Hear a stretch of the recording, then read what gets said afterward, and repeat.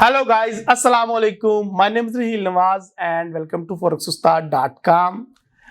आपको सबसे पहले तो मैं माजरत चाहता हूं कि मैं बुध को लाइव नहीं आ सका, जुमे को लाइव नहीं आ सका। उसकी वजह ये थी कि मुझे बुखार था बहुत ज़्यादा तेज़। ये एक वायरल इन्फेक्शन था जो कि सांस के थ्रू फैलता है, वो बीमारी हो गई थी मुझे। आई डोंट नो क्या है क्या नहीं, लेकिन अभी भी मैं पूरी तरीके से फिट नहीं हूँ। 60 to 70% ही मेरी हेल्थ जो है वो ठीक हुई है, अभी भी मैं पूरा फिट नहीं हूँ, जो कि आपको नजर आ ही रहा होगा। एनीहो, बताने का मकसद आपसे दुआओं की दरख्वास्त है और माजरत कि मैं जिस वजह से लाइव नहीं आ पाया। आज के वीकली एनालिसिस को स्टार्ट करते हैं। My name is Raheel Nawaz and welcome to forexustad.com।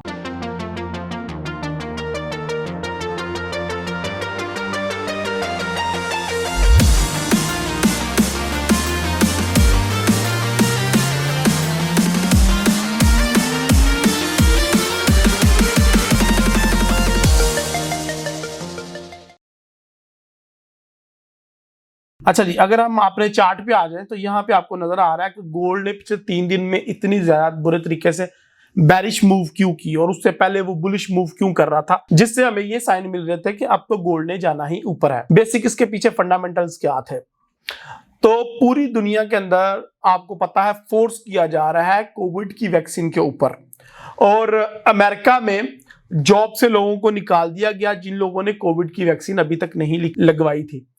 यहां तक तो ठीक था, लेकिन अब उन लोगों ने किया ये कि उन लोगों के बच्चों को भी स्कूल से निकाल दिया। उन्होंने कहा बच्चों को भी आप वैक्सीनेशन करवाएं, बच्चों को भी वैक्सीनेशन करवाएं। सो उस वजह से हुआ क्या कि गोल्ड के अंदर जब अमेरिका में वाशिंगटन डीसी के सामने उन्होंने धरना दिया तो गोल्ड के अंदर एक रिस्क ट्रिगर हुआ, जिसकी वजह से गोल्ड ऊपर की तरफ जा रहा था।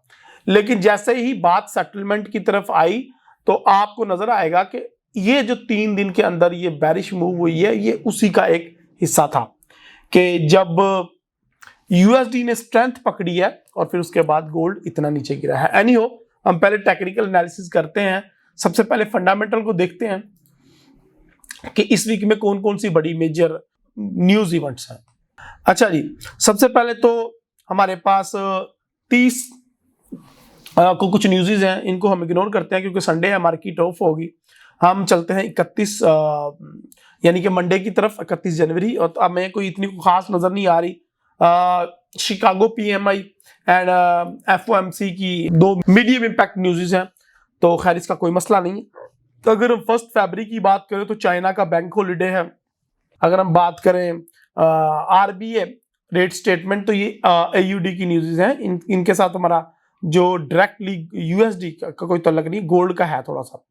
अगर हम बात करें कैड की 2 न्यूज़ हैं। यूएसडी की रेड यानी कि high impacting news ISM manufacturing and job opening की है, तो ये भी एक अच्छी रात को 8 बजे है। अगर हम बात करें बुध वाले दिन की तो एयूडी आपको पता ही है।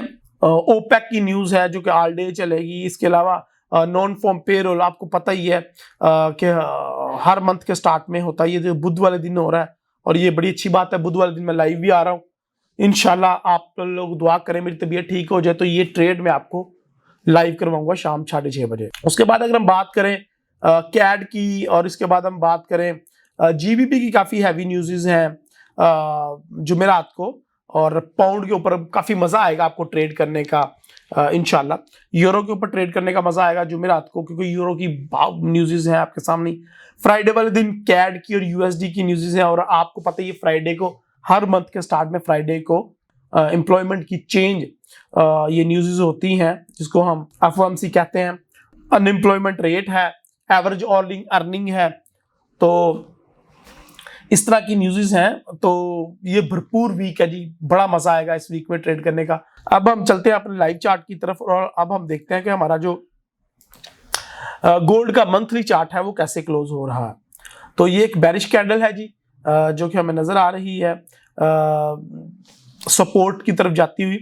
एंड अभी इसका जो लो लग सकता है वो 1764 तक, जिस तरह के मैंने आपको लास्ट वीडियो में भी बताया था, वो लग सकता है। और अगले 2 दिन मार्केट और बेरिश जा सकती है क्लोजिंग के लिए।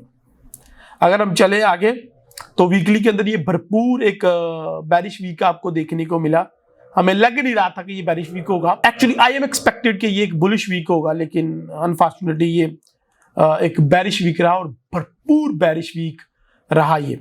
अभी मार्केट अपनी मूविंग एवरेज लाइन को टच कर चुकी है अगेन, एंड मार्केट अब अगले वीक कोई विक बनाने के लिए नीचे आ सकती है और 1760 तक नीचे जा सकती है। वीकली में भी मुझे यही नजर आ रहा है। अगर हम बात करें डेली के चार्ट की, तो डेली के चार्ट के अंदर आपको नजर आ रहा है कि मार्केट मूविंग एवरेज लाइन को नीचे की तरफ क्रॉस कर चुकी है और 1779 का ये एक किस्म का लो लगा चुकी है। कोई फासला नहीं है ज्यादा कि 1760 या 1750 को मार्केट टच करे। फिर हमने अगर बाय करना है तो वो टेकिंग बाय पोजीशन, जो कि मेरी स्ट्रॉन्गेस्ट आप कह सकते हो कि सपोर्ट लाइन है, तो जहां से मैं इसको बाय करना चाहूंगा। लेकिन ये बेरिश मोमेंटम को एंजॉय करें जितना आप कर सकते हैं। Let us take a long shot here. तो 1760 से हम एक लॉन्ग शॉट लेंगे और स्टॉप लॉस रखेंगे छोटा सा। लेकिन अगेन फंडामेंटल कंडीशंस चेंज होती रहती हैं। जिस तरह हमारे लास्ट वीक में काफी ज्यादा फंडामेंटल कंडीशंस चेंज हुई हैं, आपको प्लीज रिक्वेस्ट है कि आप फॉरेक्स फैक्ट्री के ऊपर नजर रखा करें और ब्रेकिंग न्यूज को फॉलो किया करें, यूट्यूब के चैनल्स को फॉलो किया करें।